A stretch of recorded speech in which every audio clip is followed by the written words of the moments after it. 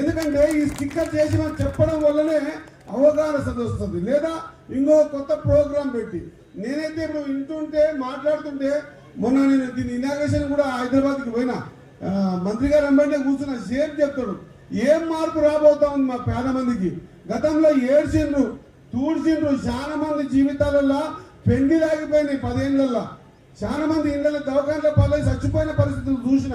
మరి వాళ్ళ మార్పు, వాళ్ళ జీవితం అంతా కూడా ఒక రైతుకు భూమికి ఉన్నటువంటి బంధం, ఆ బంధాన్ని పూర్తిగా విడదీసి దవాఖానలలో మన పేషెంట్ తీసుకపోతే ఐసీయూలో పెట్టి ఇగో 6 లక్షలు కడితే నీ పేషెంట్ బతుకుతాడని చెప్పేసి ఏ విధంగా మన డబ్బులు గుంజుతారు కొంత దవాఖానలో, ఆ విధంగా మన భూమిని విడదీసి మన అవసరాన్ని గుర్తించి ఇగో నువ్వు ఇన్ని దుడ్లు ఇస్తే పార్టీ మీద పెట్టినాం కదా దాన్ని తీపిస్తా అని చెప్పేసి వ్యాపారాలు జరిగి కోట్ల రూపాయలు సంపాదించి పేదోళ్ళ ఉసురు పోసుకొని పేదోళ్ళు ఈ పొద్దు దృష్టిపెట్టి ప్రతిపక్షాలను ఉసురుపెట్టి ఏ సందర్భాన్ని అయితే పేద మంది ఉదయం తాకిందో, ఏ పేద మంది కన్నీళ్లు గార్చిందో అట్లా మళ్ళా జీవితంలో పేదోళ్ళు కన్నీళ్లు గార్చరు అని చెప్పేసి మన ప్రియతమ నాయకులు రేవంత్ రెడ్డి గారు, మన ప్రియతమ రెవెన్యూ శాఖ మంత్రి వర్యులు పొంగులేని శ్రీనివాసన్న వీళ్ళిద్దరు కలిసి ఒక మానస పుత్రిక, నేను అనుకుంటున్నా ఈ వేదిక ద్వారా ఈ కాజీపూర్ గ్రామం ప్రజల మధ్యలో వేదిక చెప్తా ఉన్నా,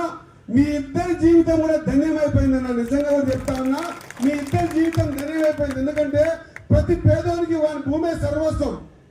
వాడిని నమ్మతో మాత్రం ఇంకా ఈ రిమోట్ ఏరియాలలో వాడు ప్రతిరోజు పాస్బుక్ చూస్తేనే కానీ వాడికి ధైర్యం వస్తుంది, పాస్బుక్ చూస్తే కానీ వాడికి ఆకలి అవుతుంది, పాస్బుక్ ఉంటేనే కానీ వాడికి నిద్ర వస్తుంది అన్న. అటువంటి చిన్న చిన్న రైతులు ఉన్నటువంటి ఈ ప్రాంతం అన్న, అది కొడంగల్ కావచ్చు, నాన్పేట కావచ్చు, మక్తల్ కావచ్చు, మాకంతా కర్ణాటక బార్డర్ ఉంటుంది.